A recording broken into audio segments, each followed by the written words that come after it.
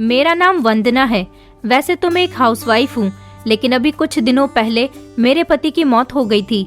मैं इस तरह से हाथ पर हाथ रखकर नहीं बैठ सकती थी, क्योंकि मैं अपने ससुराल वालों पर बोझ नहीं बनना चाहती थी। मैं बहुत बहादुर लड़की थी, मुझे किसी से भी डर नहीं लगता था, क्योंकि मैं पढ़ी लिखी और समझदार लड़की थी। शादी से पहले मैं एक न्यूज़ रिपोर्टर थी, लेकिन शादी हो जाने के बाद मैंने अपने इस काम को खत्म कर दिया था, क्योंकि मेरे ससुराल वालों को मेरा ये काम पसंद नहीं आया था। लेकिन जब मेरे पति की मौत हो गई और मेरे पास किसी तरह का सहारा नहीं बचा, तो मैंने अपना न्यूज़ रिपोर्टर वाला काम दोबारा से शुरू कर दिया। मेरा काम ही ऐसा था कि मैं माइक पकड़कर जगह जगह लोगों से इंटरव्यू लेने के लिए जाती थी। कभी कभी तो मुझे ऐसी जगह भी जाना पड़ जाता था जहाँ पर लोग बड़े ही बदतमीज होते थे, हमारी बात नहीं मानते थे और हमारी बात का कोई जवाब भी नहीं देते थे। लेकिन हमें तो लोगों की उल्टी सीधी बातें भी सुननी ही होती थी, क्योंकि ये हमारा काम था। लोगों तक सच्ची खबर पहुंचाने की जिम्मेदारी हमारी थी। कोई अजूबा हुआ या फिर किसी जगह पर कुछ ऐसा हो रहा है जिसको दुनिया के सामने लाने की जरूरत है। लेकिन आज मैंने लोगों से सुना कि एक 80 साल की बुढ़िया है और वो लोगों की बहुत मदद करती है। वो कोई जादूगर है या फिर कुछ ऐसा पुराना काम जानती है कि लोगों की सारी परेशानियां हल हो जाती हैं। जब मैंने ये खबर सुनी तो मेरे होश उड़ गए थे कि आखिर मुझे इस बारे में जानना ही होगा, मुझे यहाँ पर जाना चाहिए। हम लोग उस बुढ़िया से मिलने के लिए चले गए। तो जैसा मुझे बताया गया था कि एक बुढ़िया है और वो लोगों की मदद करती है, लोगों की परेशानियों को चुटकियों में हल कर देती है। लेकिन एक बड़ी अजीब बात थी कि वो अपनी कोठरी में लोगों को एक हफ्ते तक रहने के लिए बुलाती और उनको अपने हाथ का बनाया हुआ खाना खिलाती। मैं हैरान हो गई थी कि वो 80 साल की बुढ़िया थी कि इतनी महंगाई में कोई इंसान अपना खर्च अफोर्ड नहीं कर सकता, तो वो बुढ़िया अकेली इतने लोगों को खाना कैसे खिलाती होगी। आखिर वो उन लोगों को अपने पास एक हफ्ते रखकर क्या करती होगी। जब मैं उस जगह पर पहुंची तो पहले हमने जगह का जायजा लिया। हमें दूर दूर तक कोई कोठरी नजर नहीं आ रही थी। तभी अचानक किसी से हमने एड्रेस लिया और हम उस कोठरी तक पहुंच गए। सुना था कि कोठरी में लड़कियों को एक हफ्ते तक रखा जाता है और उनको खाना भी खिलाया जाता है। उसके बाद उनकी सारी परेशानियां हल हो जाती हैं। जब हम कोठरी के अंदर गए तो कुछ लड़कियां कोठरी के अंदर बैठी हुई खाना खा रही थीं और उनके चेहरे पर एक गंदा सा कपड़ा बंधा हुआ था। उन सारी लड़कियों ने अपने चेहरे को छुपाया हुआ था, लेकिन पता चल रहा है कि ये कोई लड़कियां हैं। मैंने उनमें से एक लड़की के सर से दुपट्टा हटाने की कोशिश की, क्योंकि उसने अपने दुपट्टे से अपने चेहरे को छुपाया हुआ था, लेकिन वो अपना चेहरा दिखाने के लिए तैयार ही नहीं थी। उसने अपने दुपट्टे को मजबूत हाथों से पकड़ लिया और वहां से उठकर चली गई। मैंने दूसरी लड़की की तरफ जाने की कोशिश की तो वो भी मुझे देखकर वहां से उठकर चली गई। मैं उन लड़कियों से पूछना चाहती थी कि आखिर यहाँ पर ये लड़कियां इतनी पुरानी कोठरी में इस बुढ़िया औरत के साथ क्या कर रही हैं, जबकि ये बूढ़ी औरत बहुत गरीब थी और भीख मांग मांग कर अपना गुजारा करती थी। तो फिर ये इन लड़कियों को खाना कहाँ से लाकर खिलाती थी। लेकिन जब मैंने अचानक से एक लड़की का दुपट्टा हटा दिया तो ये देखकर मेरे पैरों तले से जमीन निकल गई कि वहाँ पर जो लड़की थी वो कोई और नहीं बल्कि मेरी अपनी। इस बूढ़ी औरत के पास सिर्फ लड़कियां ही नहीं बल्कि लड़के भी मौजूद थे। मेरे पति की मौत अभी 1 महीने पहले ही हुई थी। मैं अपने ससुराल वालों पर बोझ नहीं बनना चाहती थी, इसलिए मैंने नौकरी करना दोबारा से स्टार्ट कर दिया था। आज मेरे घर में मेरी सास से मेरा बहुत झगड़ा हो रहा था। मेरी सास मुझे ये नौकरी करने से मना करती थी। मेरी और मेरे पति की शादी 2 साल पहले हुई थी। मेरी ससुराल में कोई कमाने वाला नहीं था। अपने पति के मरने के बाद जब मैंने घर की परेशानियां देखी तो मैं अपनी पुरानी वाली नौकरी करने के लिए दोबारा से चली गई थी। जब मैं शादी करके अपने ससुराल आई थी तो मेरी सास मुझसे बहुत खुश रहती थी, क्योंकि मैं सबसे खूबसूरत और पढ़ी लिखी बहू थी। लेकिन अब मेरी सास का कहना था कि मैं ये काम छोड़ दूं, पर मैं ये काम नहीं छोड़ सकती थी, क्योंकि मैं इसी काम में परफेक्ट थी और शादी से पहले भी मैं यही काम किया करती थी। इसलिए मुझे इस काम की बहुत नॉलेज थी और मुझे इसके पैसे भी ज्यादा मिलते थे। मैं एक न्यूज़ रिपोर्टर थी, इसलिए मैं अच्छी अच्छी खबरें तलाश करके अपने चैनल पर चलाती थी। इसलिए मुझे ये काम करना ही था। मेरी सास चाहती थी कि मैं ये काम करना छोड़ दूं और इसी बात पर वो मुझसे लड़ाई झगड़ा कर रही थी। उनका कहना था कि तुम हमारे परिवार की बहू हो और हमारे बेटे की विधवा हो, इसलिए हम तुम्हें ऐसे काम करने नहीं देना चाहते। लेकिन उसके बाद जो बात मेरी सास ने कही उसने मेरा दिल दुखाकर रख दिया था। मेरी सास ने कहा कि अगर तुम्हारी हरकतें हमारे घर में ऐसी ही रही तो तुम दूसरी शादी कर लो, और अगर तुम्हारा दूसरा पति तुम्हें ये सब करने की परमिशन दे तो तुम ये सब शौक से करना, लेकिन हमारे घर में तुम्हें ये सब करने की परमिशन नहीं है। मैंने अपनी सास से कहा कि आपको शर्म नहीं आती ऐसी बातें करते हुए? अगर मुझे दूसरी शादी करनी होती तो मैं नौकरी नहीं करती, पहले दूसरी शादी ही कर लेती। मैं आप लोगों के लिए नौकरी कर रही हूँ क्योंकि मैं आप लोगों को परेशान नहीं देख सकती। मैं ये बात अच्छी तरह से जानती हूँ कि मेरा पति आपका इकलौता बेटा था और उसके बाद आपके पास कोई दूसरा सहारा मौजूद नहीं, इसलिए मैं ये नौकरी कर रही हूँ क्योंकि मैं भी आप लोगों पर बोझ नहीं बनना चाहती। पर मेरी सास तो बस एक ही ये जिद लगाई हुई थी कि मैं ये नौकरी करना छोड़ दूं, और मेरी खूबसूरती देखते हुए मेरी सास की बहन मुझे अपनी बहू बनाना चाहती है। मेरी सास की बहन चाहती थी कि मैं उनके बेटे के साथ शादी कर लूं, इसलिए मेरी सास चाहती थी कि मैं ये नौकरी छोड़ दूं। मेरी सास का कहना है कि अगर मैंने ये नौकरी नहीं छोड़ी तो लोग मेरे बारे में तरह तरह की बातें करेंगे, लेकिन मेरा काम ही ऐसा था, मैं क्या करती। और नौकरी छोड़ना मेरे लिए कोई आसान बात नहीं थी।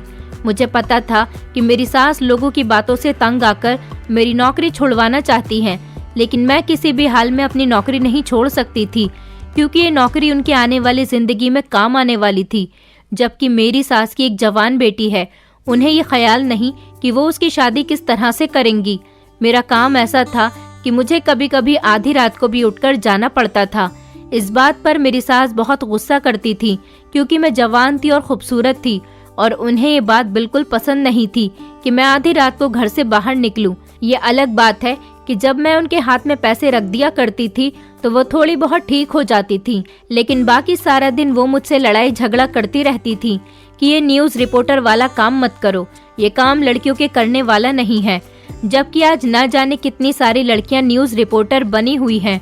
अब इस दुनिया में तो हर तरह के लोग रहते हैं, इसलिए जब इंसान की मजबूरी होती है तो वो कोई ना कोई काम तो जरूर करता है।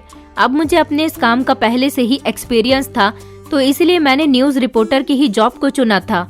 हमारे चैनल में कोई भी ऐसी लड़की न्यूज़ रिपोर्टर नहीं थी जो मेरे मुकाबले पर काम करती हो। मुझे अपनी टीम के लोगों से ज्यादा सैलरी मिलती थी क्योंकि मैं अच्छी और मसालेदार न्यूज़ बनाकर चैनल पर चलाती थी। मैं बहुत ही ज्यादा एक्टिव और सबसे आगे थी, पढ़ी लिखी थी और देखने में भी खूबसूरत थी, इसलिए मुझे चैनल वालों ने अच्छी पोस्ट दी हुई थी। मैंने किसी से सुना था कि हमारे शहर के सिटी हॉस्पिटल के सामने एक बूढ़ी औरत रहती है जो कि भीख मांगती है। उसकी एक छोटी सी कोठरी बनी हुई है जहां पर उसने जवान लड़कियों को रखा है। उस बूढ़ी औरत का कहना है कि अगर ये लड़कियां मेरे यहाँ पर एक हफ्ता ठहर जाएं और मेरे घर का खाना एक हफ्ता खा ले तो इन लड़कियों की मन की मुराद पूरी हो जाएगी, और जिस इंसान की जो भी कोई परेशानी है तो वो ऐसा ही करे और एक हफ्ते मेरी कोठरी में रुक जाए और मेरे हाथ का बना खाना खा ले तो उसकी सारी परेशानी खत्म हो जाएंगी, चाहे परेशानी कितनी भी बड़ी से बड़ी क्यों ना हो। मुझे खबर मिली थी कि ये बूढ़ी औरत अपनी कोठरी में ऐसी ऐसी हरकतें कर रही थी जो उसको बिल्कुल नहीं करनी चाहिए थी। वो बूढ़ी औरत बहुत ज्यादा अजीब है। मैंने सोचा कि अगर इस कहानी में थोड़ा चटपटा मसाला डाल दिया जाए तो ये बड़ी ही चटाकेदार न्यूज़ बनकर आएगी। लोगों को भी इस बूढ़ी औरत की हकीकत पता चल जाएगी और हमारे चैनल का नाम हो जाएगा, और फिर ये भी पता चल जाएगा कि वो बूढ़ी औरत अपनी कोठरी में बैठकर लोगों के साथ क्या कर रही है। मुझे कहा गया था कि वो बूढ़ी औरत अपने घर लड़कियों को खाना खिलाती है और उस बूढ़ी औरत को शंकराबाई कहा जाता है। वो बूढ़ी औरत लगभग 80 साल की थी। हैरानी की बात तो ये थी कि वो बूढ़ी औरत बिल्कुल अकेली थी, उसके साथ उसका कोई परिवार का सदस्य नहीं रहता था और वो जगह जगह भीख मांगती थी। अब जब वो औरत भीख मांगती थी तो फिर वो किस तरह से अपने घर में लोगों को खाना बनाकर खिलाती थी, उसके पास पैसे कहाँ से आते थे। सबसे बड़े सोचने वाली बात तो ये है, और सिटी हॉस्पिटल तो हमारे शहर का सबसे बड़ा और फेमस हॉस्पिटल था, वहाँ पर बहुत सारे लोग जाते थे। इस बूढ़ी औरत की कोठरी बिल्कुल सिटी हॉस्पिटल के सामने ही बनी हुई थी, इसीलिए लोगों का ध्यान सिटी हॉस्पिटल के सामने बनी हुई कोठरी पर एकदम अट्रैक्ट हो जाता था। लेकिन सुना था कि जो एक हफ्ता यहाँ पर रुकेगा उसे फ्री में खाना दिया जाएगा। सिटी हॉस्पिटल के सामने जो कोठरी बनी हुई थी उसके आगे पहले भी काफी सारे भिखारी और भिकारन औरतें बैठा करती थी, क्योंकि सिटी हॉस्पिटल के अंदर ज्यादातर अमीर लोग ही अपना ट्रीटमेंट करवाने के लिए आते थे। अब जब वो गरीब लोगों को बैठा हुआ देखते थे तो उन्हें भी पैसे दे दिया करते थे। कोई पैसा देता तो कोई बाजार से लाकर खाना देता गरीबों को। लेकिन ये एक बड़ी अजीब बात थी कि एक बूढ़ी भीख मांगने वाली औरत अपनी कोठरी में एक हफ्ते के लिए लोगों को खाना खिलाती थी और उनकी परेशानी का हल भी निकाल दिया करती थी। जबकि उसमें लोगों की परेशानी हल करने का टैलेंट था तो वो खुद क्यों भीख मांगती थी वो तो अलग बात है, लेकिन वो इन लोगों का खर्चा किस तरह से अफोर्ड कर रही होगी। वो सिटी हॉस्पिटल वाला एरिया तो बहुत फेमस एरिया था, वहाँ पर तो अमीर लोगों का आना जाना लगा रहता था। ऐसे कौन से लोग थे जो उस बूढ़ी औरत के पास जाते थे, और ये बूढ़ी औरत सारे आम लोगों के दिमाग में ऐसा कौन सा फितूर पैदा कर रही थी। ये खबर सच में एक अनोखी खबर थी, और सच कहूँ तो ऐसी न्यूज पब्लिक में आग फैलाकर रख देती है। मैंने अपने चैनल से कवरेज करने के लिए परमिशन ले ली। अब मुझे उस औरत का इंटरव्यू लेने के लिए जाना था, लेकिन मेरी सास की बातें खत्म ही नहीं हो रही थी। मेरी सास अपनी बेटी यानी कि मेरी इकलौती नंद से कह रही थी कि तुम अपनी भाभी से कहो कि ये अभी इसी वक्त अपना काम छोड़ दें, अभी वादा करें कि ये नौकरी पर नहीं जाएंगी, नहीं तो मैं इसकी जबरदस्ती कहीं और शादी करवा दूंगी। मेरी सास मुझे इस बात की धमकी इसीलिए दिया करती थी क्योंकि मेरी फैमिली में कोई नहीं था। मेरी माँ तो पहले से ही नहीं थी, लेकिन मेरे फादर की मेरी शादी के दूसरे दिन ही डेथ हो गई थी, इसलिए अपने माता पिता के पास भी मैं नहीं जा सकती थी। मेरी सास मुझे अपनी धमकी में लेने की कोशिश करती रहती थी ताकि मैं तंग आकर किसी और से शादी कर लूं और इसी बहाने मेरी नौकरी भी छूट जाएगी। लेकिन मैं ऐसी बेवकूफ लड़की नहीं थी, मैं बहुत हिम्मत वाली और समझदार लड़की हूँ। मैं अपनी सास की चालाकी को समझती थी, इसलिए उनकी बातों को हमेशा इग्नोर करने की कोशिश किया करती थी। जबकि मैं चाहती तो खुद उनका घर छोड़कर वहाँ से जा सकती थी, क्योंकि मैं अपना कमाती थी तो अपने लिए एक घर भी किराए पर लेकर उसमें रह सकती थी। मैंने ऐसा इसलिए नहीं किया क्योंकि मुझे उन लोगों की फिक्र थी। मेरी जवान नंद भी थी, मैं उसकी शादी कराना चाहती थी। मेरी नंद मेरे पति की लाडली बहन थी और मेरे पति चाहते थे कि उनकी बहन की शादी खूब धूमधाम से और अच्छे परिवार में हो ताकि उनकी बहन सुखी रहे। मैं भी ऐसा ही करना चाहती थी, लेकिन मेरी सास मेरी बात को समझने की कोशिश ही नहीं कर रही थी। मेरी नंद बार बार अपनी माँ को समझा रही थी कि भाभी ये सब कुछ हमारे लिए ही तो कर रही है, अगर भाभी नौकरी नहीं करेंगी तो फिर हमारे घर का खर्चा कैसे चलेगा। लेकिन मेरी सास का कहना था कि यह हमारी इज्जत को सरेआम उछाल रही है, इसका काम बहुत गलत है, क्या करने के लिए यही काम रह गया है।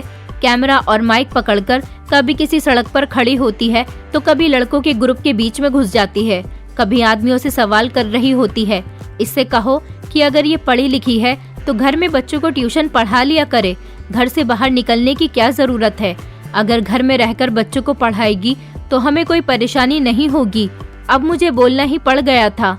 मैंने कहा, मम्मी जी, मेरे पेरेंट्स ने मुझे इसलिए नहीं पढ़ाया लिखाया था कि मैं एक मामूली से घर में ट्यूशन पढ़ाने वाली टीचर बन जाऊं। मैं पढ़ी लिखी लड़की हूं, इसलिए ये मामूली सी नौकरी नहीं करना चाहती और एक न्यूज़ रिपोर्टर बनना मेरा पैशन है। मेरी सास मेरे पैशन का गलत मतलब निकाल रही थी, लेकिन मैंने उनसे कहा कि ये मेरा पैशन है और मैं एक न्यूज़ रिपोर्टर बनना चाहती हूँ। आगे चलकर एक बहुत बड़ी न्यूज़ रिपोर्टर बनना चाहती हूँ और अपना एक नया चैनल खोलना चाहती हूँ। मेरी सास ने कहा कि ठीक है, तुम इस तरह से काबू में नहीं आओगी, मुझे अपनी बहन से कहकर तुम्हारी शादी उसके बेटे के साथ ही करनी होगी, वही तुम्हें कंट्रोल में करेगा। मेरी सास की ये बात मुझे बहुत गलत लगती थी, क्योंकि मैं अपने पति से बहुत प्यार करती थी और आज तक मेरे दिल में मेरे पति की मोहब्बत जिंदा थी।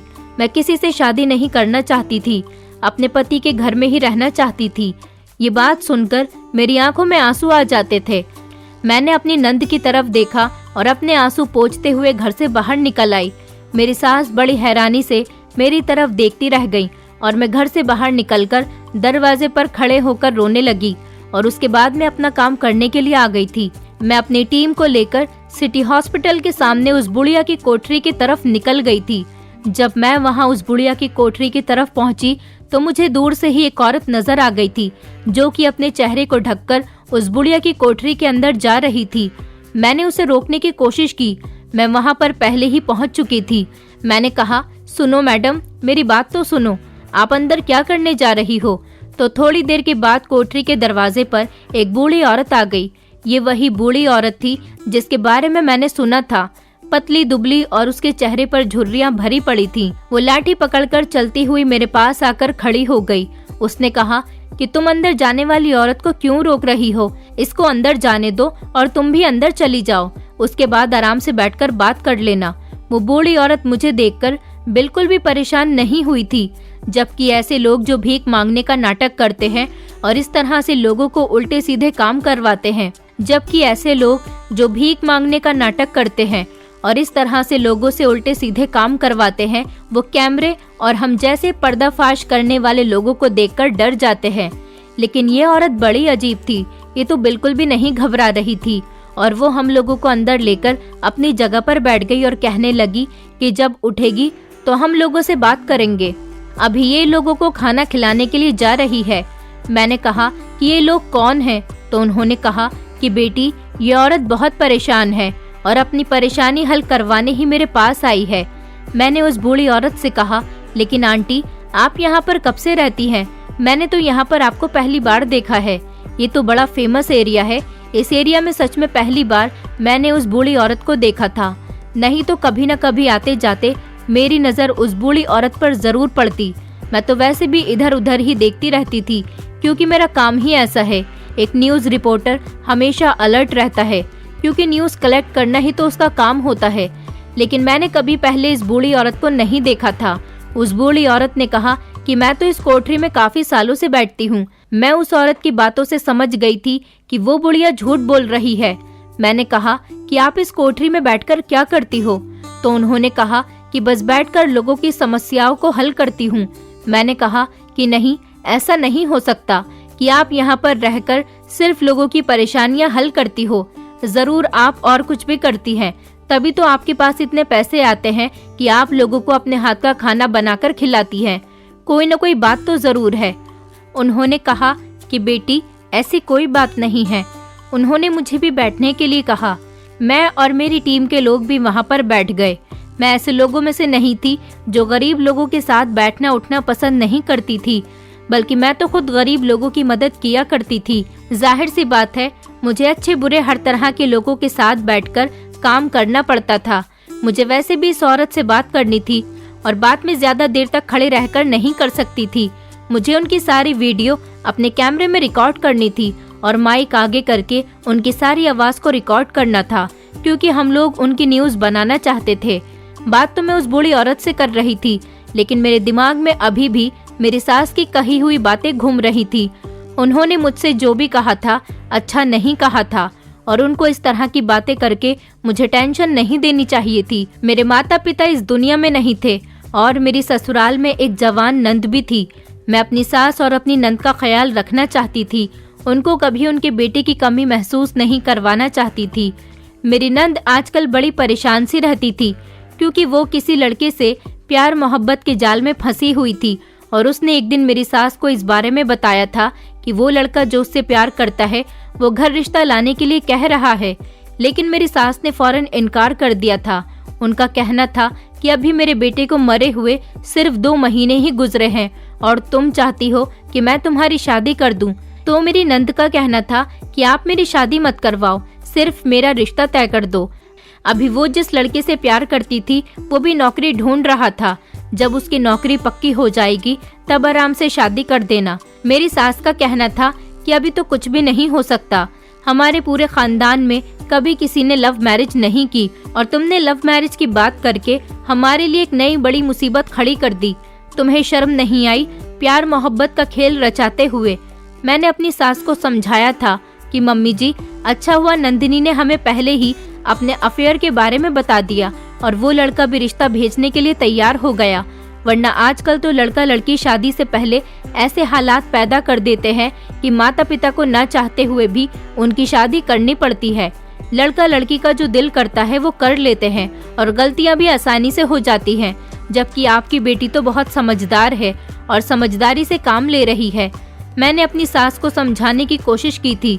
मेरी नंद बहुत समझदार और पढ़ी लिखी लड़की थी। फिर मेरी सास भी समझ गई और उन्होंने कहा कि ठीक है, हम रिश्ता तय कर देते हैं। उस लड़के को कहो कि अपने माता पिता को हमारे घर भेज देगा और अभी हमारी शादी करने के हालात नहीं, इसलिए अभी हमें थोड़ा टाइम चाहिए। अभी इस रिश्ते के बारे में किसी को पता नहीं चलना चाहिए और इस बारे में किसी को ना पता चले कि तुम लोगों की मोहब्बत की शादी हो रही है। मेरी सास ने ऐसा कहा कि मैं अपने सारे रिश्तेदारों से यही कहूंगी कि अच्छा रिश्ता आया था इसीलिए शादी कर दी। मेरी नंद बहुत ज्यादा खुश हो गई थी, लेकिन एक दिन अचानक न जाने लड़के को क्या हुआ कि उसने अपनी फैमिली को हमारे घर पर भेजा ही नहीं। यहाँ तक कि नंदिनी की कॉल भी नहीं उठाई। मेरी सास अब हर दिन नंदिनी से यही पूछ रही थी कि क्या बात है, लड़का अपने फैमिली वालों को क्यों नहीं भेज रहा, पर नंदिनी कुछ बताने को तैयार ही नहीं हो रही थी। फिर पता चला कि वो लड़का तो नंदिनी को सिर्फ अपनी मीठी मीठी बातों में फंसा रहा था। वो उसका फायदा उठाना चाहता था और उससे कोई प्यार व्यार नहीं करता था। वो प्यार का नाटक खेल रहा था। जब शादी की बात आई तो उसने कहा कि वो शादी नहीं करना चाहता। इस बात से मेरी नंद नंदिनी बहुत ज्यादा परेशान हो गई थी और डिप्रेशन का शिकार रहने लगी थी। धीरे धीरे उसकी तबीयत भी बिगड़ने लगी थी। वो बीमार रहने लगी थी और हमेशा अपने आप को कमरे में बंद रखती थी। उस लड़के ने मेरी नंद को धोखा दिया था और उसके बाद मेरी नंद का भी भरोसा मोहब्बत से उठ गया था। मेरी सास ने उसे दिन रात बातें सुनानी शुरू कर दी कि तुमने तो उस लड़के पर बहुत भरोसा किया था, अब देखो इस लड़के ने तुम्हारे साथ क्या किया। आजकल प्यार मोहब्बत सिर्फ लड़का लड़की के लिए खेल रह गया है। कोई मोहब्बत में किसी से शादी नहीं करता। मेरी नंद आजकल बड़ी परेशान रहने लगी थी। सारा दिन खुद को कमरे में बंद किए रहती थी और बड़ी अजीब अजीब सी हरकतें करती थी। डॉक्टर से उसका ट्रीटमेंट भी चल रहा था। उसकी हालत देखते हुए मेरी सास भी उससे कुछ नहीं कहती थी, लेकिन मेरी नंद नंदिनी बेचारी बहुत ज्यादा डिप्रेशन में चली गई थी। एक तरफ इस बूढ़ी औरत की बात मुझे समझ में नहीं आ रही थी और दूसरी तरफ हमारे घर में भी एक अजीब नाटक चल रहा था। फिलहाल अब मैं ये सारी बातें अपने दिमाग से निकालकर इस औरत का इंटरव्यू लेने लगी थी और इस बूढ़ी औरत से बातें कर रही थी। उस बूढ़ी औरत ने बताया कि हम गरीब लोग हैं और लोगों से मांग मांग कर ही अपना गुजारा करते हैं। मैंने कहा कि आप भीख मांगती हैं, लेकिन आप ये सब यहाँ पर क्या कर रही हो और क्यों कर रही हो। तभी अचानक मेरी नजर पीछे खाना खाते हुए लोगों पर गई तो मैंने देखा कि वहाँ पर एक जवान लड़का भी खाना खा रहा था। वो उन लड़कियों और औरतों के साथ मिलकर खाना खा रहा था।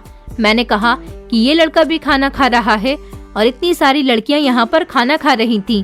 लेकिन जब मैं उठकर इन लोगों के करीब गई तो वहाँ पर एक ऐसी लड़की थी जो कि देखने में बहुत पतली लग रही थी। सारी लड़कियों और औरतों ने अपने चेहरे को इस तरह से ढका हुआ था कि कहीं उनको कोई पहचान न सके।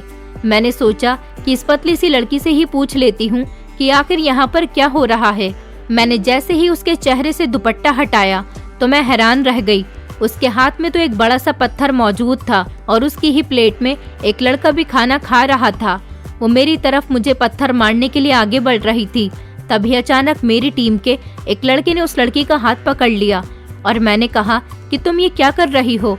तो वो बहुत बदतमीजी करने लगी और कहने लगी अपना कैमरा बंद कर दो, और फिर वो लड़की वहाँ से उठकर चली गई। मैंने इस बूढ़ी औरत से पूछा कि ये कौन थी, तो उसने बताया कि ये एक लड़की है और वो जो लड़का इसके साथ खाना खा रहा था वो इस लड़की का भाई है। मैंने कहा तो फिर ये दोनों एक साथ यहाँ पर क्या कर रहे हैं। उस बूढ़ी औरत ने बताया कि इन दोनों भाई बहन का कोई घर नहीं और ना ही उनके माता पिता है।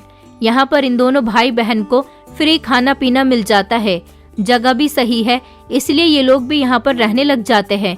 ये सारे खाने का इंतजाम मैंने खुद ही किया है। जो भी आता है मैं उसे यहाँ पर खाना खिला देती हूँ और उसे रखती हूँ कि तुम यहाँ पर आराम से रहो और पेट भरकर खाना खाओ। मैं इन लोगों के साथ भलाई करती हूँ और इन लोगों की परेशानियाँ पूछकर उनका हल भी करने की कोशिश करती हूँ। ये औरत सच में बड़ी अजीब औरत थी। ये बुढ़िया अपनी इस पुरानी काल कोठरी में लोगों को पनाह दे रही थी और उनको खाना भी खिला रही थी। ये औरत अपनी ही कमाई से इन लोगों को खाना खिला रही थी। भला ये किस किस्म का एहसान था। मैंने कहा कि आंटी जी, आप तो खुद इतनी बूढ़ी और लाचार हो, तो फिर आप इन लोगों की मदद कैसे करती हो।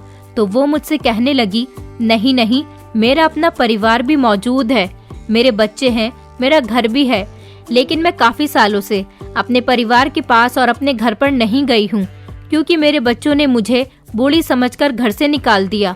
मेरी एक बेटी दामाद है। कभी अपनी बेटी के घर जाती हूँ तो बड़ा अजीब सा लगता है क्योंकि वो मेरी बेटी की ससुराल है और मैं अपनी बेटी की ससुराल में उसकी वैल्यू कम नहीं करना चाहती। अगर मेरे बच्चे मुझे समझने वाले होते तो मैं अपने बेटों के पास जरूर जाती। बस कभी कभी चली जाती हूँ तो अपने पोता पोती की शक्ल देखकर वापस आ जाती हूँ। मैं जहाँ पर मौजूद थी वहाँ पर थोड़ी देर के बाद कुछ अजीब सा हुआ था। मेरी टीम की एक लड़की ने बताया कि ये बूढ़ी औरत कोई मामूली भिखारन नहीं। सुना है कि लोग दूर दूर से इस औरत के पास अपनी परेशानियां हल करवाने के लिए आते हैं। ये औरत कुछ ऐसा करती है जिससे लोग यहाँ पर आते तो परेशानी की हालत में हैं, लेकिन जब यहाँ से एक हफ्ता रहकर जाते हैं तो बड़ी खुशी खुशी जाते हैं। ये औरत जरूर हमसे कुछ छुपा रही है कि मैं तो बस अपने परिवार वालों के पास कभी कभी जाती हूँ और काफी सालों से यहाँ पर हूँ, लेकिन ऐसा कुछ भी नहीं था। इस औरत का ठिकाना ये नहीं था। वो जगह जगह बैठती थी। जहाँ पर इस औरत को लगता कि ये भीड़ भाड़ की जगह है, ये औरत वहीं पर अपना कोई ठिकाना ढूंढकर बैठ जाती थी। उसने बताया कि मैं खुद भी इस कोठरी में रहती हूँ और मेरे साथ ये लोग भी यहीं पर रहते हैं। हमारा काम ही ऐसा था कि हमें लोगों के चेहरे पढ़ना अच्छे से आता था, लेकिन मुझे ये औरत शक्ल से कोई सीधी सादी औरत नहीं लग रही थी। मैंने उनमें से एक लड़की से बात करने की कोशिश की तो ये बूढ़ी औरत कहने लगी कि अभी इससे बात मत करो, ये खाना खा रही है। मैंने कहा कि ये लोग यहाँ पर आखिर क्यों आते हैं? आपसे तो मुझे इस बारे में पता चल चुका, लेकिन मैं एक बार इन लोगों से भी कंफर्म करना चाहती हूँ, इन लोगों से भी बातचीत करना चाहती हूँ। वो बूढ़ी औरत कहने लगी कि इस लड़की से कोई बात मत करो, ये लड़की बहुत परेशान है और अपनी परेशानी को हल करवाने के लिए ही तो मेरे पास आई है। मैंने कहा कि आप किस तरह से इसकी परेशानी हल करोगी, मैं ये सब कुछ जानना चाहती हूँ। ये लड़की अपनी फैमिली की परमिशन से यहाँ पर आई है, कहीं आप यहाँ पर बैठकर इन लोगों से कोई गलत काम तो नहीं करवाती हो? तो वो कहने लगी, नहीं नहीं बेटी, इस उम्र में तुम मुझ पर गलत इल्जाम लगा रही हो। मैं कैसे यहाँ पर इन लोगों से गलत काम करवा सकती हूँ? मैं तो खुद बूढ़ी औरत हूँ और भीख मांगकर अपना गुजारा करती हूँ, बल्कि मैं तो खुद गलत काम करने वालों को यहाँ से भगा देती हूँ। मैं उस औरत से बातें कर रही थी तो बार बार मेरे पास मेरी सास का मैसेज आ रहा था। मुझे पता था कि जरूर मेरी सास मुझे घर बुला रही होंगी, इसलिए मैंने उनका मैसेज ओपन ही नहीं किया। उसके बाद उन्होंने मुझे कॉल भी की तो मैंने अपना फोन स्विच ऑफ कर दिया। मैंने सोचा कि मुझे पता है मेरी सास क्या कहना चाहती है, इसलिए मैं अपने इस इंटरव्यू के बीच अपनी सास से कोई बात नहीं करना चाहती, क्योंकि मुझे अपने काम पर फोकस करना था। और मुझे पता है कि वो मुझसे यही कहेंगी कि अपना काम छोड़कर चुपचाप घर चली जाओ। मैं अपनी सास के कहने के मुताबिक दूसरी शादी नहीं करना चाहती थी। उनको लगता था कि मैं उनके परिवार की इज्जत को उछाल रही हूँ, क्योंकि हमारे यहाँ की औरतों को घर से बाहर निकालकर कोई काम नहीं करने दिया जाता। और फिर मेरी सास का ये मानना था कि मैं अपने पति की विधवा हूँ, तो मुझे विधवा जैसी ही जिंदगी गुजारनी चाहिए। जबकि मैं इन मनगढ़ंत बातों को नहीं मानती थी। जबकि मेरी नंद मुझे पूरा सपोर्ट करती थी और वो भी जॉब करना चाहती थी, लेकिन मेरी सास ने कभी उसे जॉब करने की परमिशन नहीं दी। मैं तो अपनी सास की मर्जी के खिलाफ जाकर ही ये जॉब कर रही थी। मुझे घर में कैद रहकर जीना बिल्कुल भी पसंद नहीं था। मैं औरत हूँ, इसलिए मुझे ये काम छोड़ने के लिए कहा जा रहा था। आखिर न्यूज़ रिपोर्टर बनने में क्या बुराई थी? और फिर कोई मेरी सास से ये सवाल करे कि अगर मैं भी नौकरी नहीं करूँगी तो फिर उनके घर का खर्च कैसे चलेगा? मेरी सास का कहना था कि वो खुद किसी के घर जाकर झाड़ू बर्तन कर लेंगी, लेकिन अपने परिवार की इज्जत को ऐसे उछलता हुआ नहीं देख सकती। भला किसी लड़की के न्यूज़ रिपोर्टर बनने से क्या किसी की इज्जत खराब हो सकती है?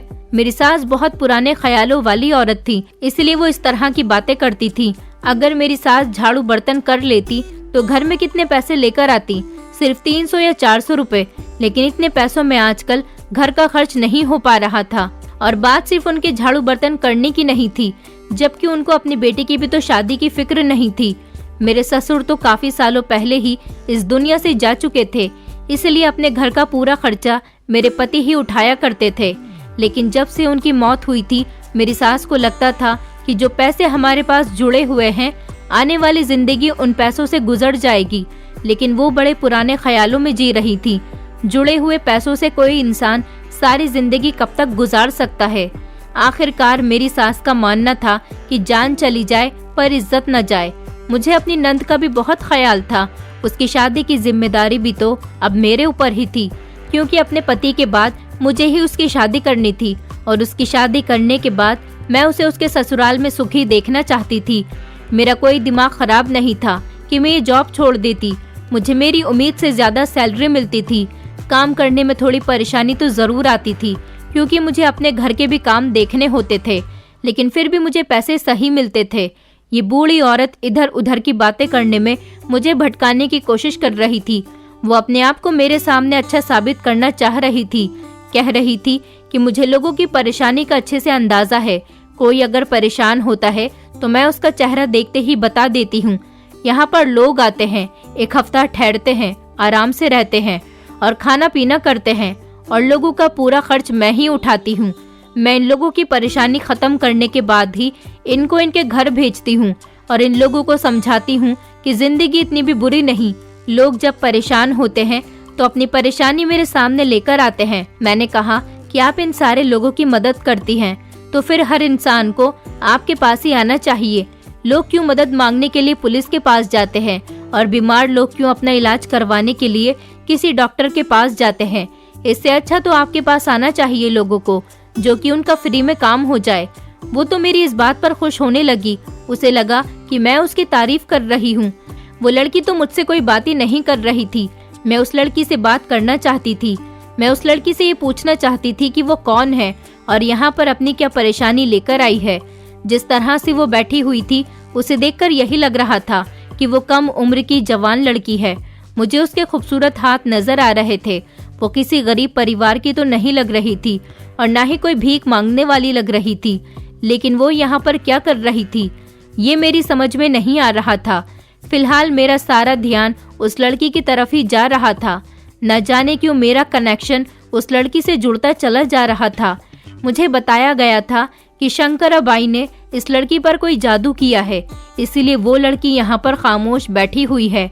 वो लड़की खाना खाकर एक तरफ को खामोश बैठ गई थी और किसी से बात नहीं कर रही थी। आखिरकार ये लोग खाना भी इस तरीके से खा रहे थे कि अपना मुंह अच्छी तरह से ढककर दुपट्टे के अंदर खाने का निवाला अपने मुंह में ले रही थी। मैंने जब शंकराबाई से कहा कि क्या आप जादू करती हो तो वो साफ मुकर गई और कहने लगी, मैं कोई ऐसा काम नहीं करती हूँ। मैं बस लोगों की परेशानी को हल करती हूँ और इन लोगों को खाना खिलाती हूँ। ये लोग खुद अपनी मर्जी से मेरी कोठरी में आते हैं और जब ये लोग आ जाते हैं तो मैं इनका ख्याल रखती हूँ। इस कोठरी को बड़े अजीब तरीके से बनाया गया था। जगह जगह पर चादर बिछी हुई थी जहाँ पर लोग जमीन पर आसानी से बैठ जाते थे और एक आदमी उन सबको बार बार खाना परोस रहा था। एक तरफ को पानी पीने के लिए एक बड़ा सा मटका रखा हुआ था। थी तो ये एक बड़ी अजीब सी बात कि कोई जवान लड़का है, कोई बूढ़ी औरत है, तो कोई जवान लड़की और कोई आदमी है और ये लोग यहाँ पर बिना हिचकिचाहट से रह रहे हैं। ये सब कुछ जो यहाँ पर हो रहा था वो नॉर्मल नहीं था। वो लड़की जब खड़े होकर थोड़ा चलने लगी तो मैं उसके करीब चली गई। मैंने तभी अपना कैमरा ऑन किया और उस लड़की से कहा कि मैं आपका वीडियो रिकॉर्ड करना चाहती हूँ। तुम मुझे अपने बारे में बताओ कि तुम कौन हो। तुम अपना चेहरा दिखाओ, मैं तुम्हारा चेहरा देखना चाहती हूँ। वो अपने चेहरे से दुपट्टा हटा ही नहीं रही थी कि तभी मेरी टीम की एक लड़की ने मुझे इशारा किया कि हमें यहाँ पर आए हुए बहुत टाइम हो गया, इसलिए हमें जल्द से जल्द इन लोगों का कवरेज पूरा करना होगा। अब मेरे पास सिर्फ एक ही रास्ता था कि मैं इस लड़की के चेहरे से जबरदस्ती इसका दुपट्टा हटाकर इसका चेहरा देख लेती। मैंने जैसे ही उस लड़की का दुपट्टा खींचकर उसके चेहरे से उतार दिया तो उसका चेहरा देखते ही मेरे पैरों तले से जमीन निकल गई। मैंने जल्दी से अपना कैमरा बंद किया और उस लड़की को वापस दुपट्टा दे दिया और अपनी टीम के लोगों से कहा कि पीछे हो जाओ। वो सब लोग मुझे देखकर हैरान होने लगे और वहाँ पर जितने भी लोग मौजूद थे वो सब लोग भी मुझे गौर गौर से देखने लगे। वो सब लोग मुझसे सवाल करने लगे, क्या हुआ है वंदना, ऐसे रिएक्ट क्यों कर रही हो? मैंने कहा कि तुम लोग यहाँ से जाओ, मैं अभी थोड़ी देर में आती हूँ। मैं अजीब सी हालत में आ गई थी और मुझे पसीने छूटने लगे थे। मैंने उस लड़की के चेहरे को फिर से ढक दिया ताकि उसका चेहरा कोई और न देख सके। मैंने अपनी टीम के एक लड़की से कहा कि जो वीडियो हमने रिकॉर्ड किया है उसको डिलीट कर दो। जब उसने मुझे कहा कि क्यों, तुम वीडियो डिलीट करने की बात क्यों कर रही हो, तब मैंने उसको बताया कि ये मेरी नंद है, ये नंदिनी है और न जाने ये यहाँ पर क्या कर रही है। यहाँ पर इस अनजान जगह पर आते हुए उसे शर्म नहीं आई और वो यहाँ पर किस तरह के गलत लोगों के बीच बैठी हुई है। बस वही दुपट्टा फिर से उसने अपने चेहरे पर लपेट लिया मुझे तो नंदिनी पर बहुत गुस्सा आ रहा था। मैंने फौरन उसका हाथ पकड़ा और उसको खचेड़ते हुए बाहर तक ले आई। मैंने अपनी टीम से कहा कि तुम लोग ऑफिस जाओ, मैं जरा घर जा रही हूँ। आज का इंटरव्यू पूरा हो गया, बाकी की कवरेज किसी और दिन कर लेंगे। उन्होंने कहा कि कल तक हमें कवरेज पूरी करके चैनल को देनी होगी। मैंने कहा अब हम लोग इस बारे में कोई बात नहीं करेंगे, अब तुम लोग यहाँ से जाओ। और मैं भी घर जा रही हूँ।